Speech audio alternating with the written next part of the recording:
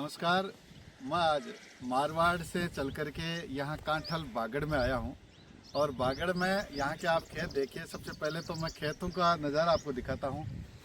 यहाँ लगभग देखो किसान जहाँ है या किसानी की जहाँ बात आती है वहाँ एक बात कॉमन हो जाती है और वो ये कि किसान जो भी पैदा करता है वो अपने पसीने से करता है।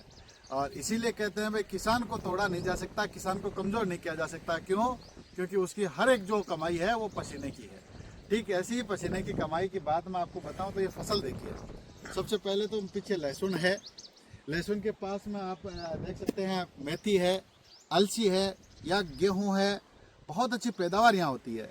लेकिन इसके पीछे की जो मेहनत जब आप देखोगे तो मैं राव साहब को, चाहे अंबालाल जी राव साहब हो चाहे विकास जी राव साहब हो, दोनों को माध्यम बनाते हुए मैं थोड़ा सा आपको मेहनत की एक मिसाल पेश कर रहा हूँ कि आखिर किसान कितनी मेहनत करता है। तो इसके लिए अपन आगे बढ़ते हैं और बनाए हुए अंबालाल जी के जो पिताजी ने जो कुआं बनाया था उसको एक इंगित करते हुए मैं थोड़ा सा बताना चाहूँगा कि यहाँ की किसान चाहे कहीं के भी हो मेहनत करते हैं, चाहे वो मारवाड़ का हो, चाहे शेखावाटी का हो, चाहे यहाँ कांठल बागड़ का हो।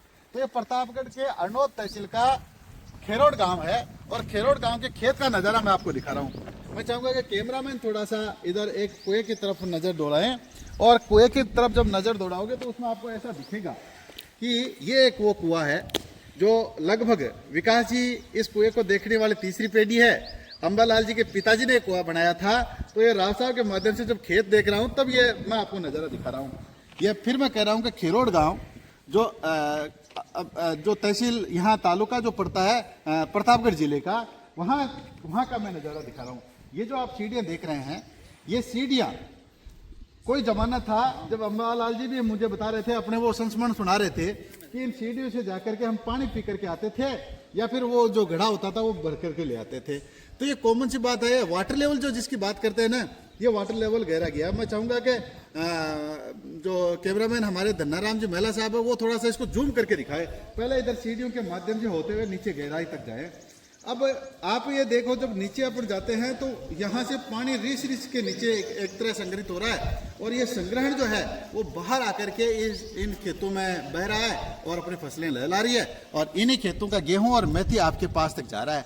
तो सबसे पहले तो वो कहते हैं ना कि किसान के लिए आप, मुझे लगता है कि जय बोलें। और ये वो जगह है जहाँ से अपन देख सकते हैं कि किसान कितना बड़ा इंजीनियर हुआ करता था। इतनी गहराई से पानी निकालना और एक कॉमन वे में, बिना किसी पढ़ाई के, बिना किसी बीटेक की डिग्री के, बिना किसी सिविल इंजीनियरिंग किए, इतना आर्किटेक्ट और इतना वास्तु को जानने वाला जो है वो किसान ही हो सकता है। और बेमाता ने निश्चित ही किसान को करते समय ये कहा भाई आप जितना पसीना बहाओगे उतना ही आपको फल मिलेगा। और ये इसका पराकाष्ठा का एग्जाम्पल था। ये मैं गहरा कुआं प्रतापगढ़ का दिखा रहा हूँ।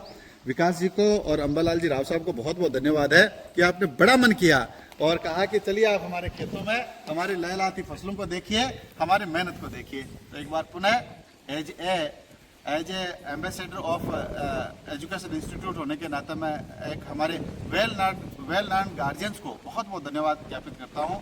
कांठल और यहाँ ओमतेश्वर महादेव की जय बोलते हुए मैं मेरी बात को विराम देता हूँ। Thank you. Have a nice day.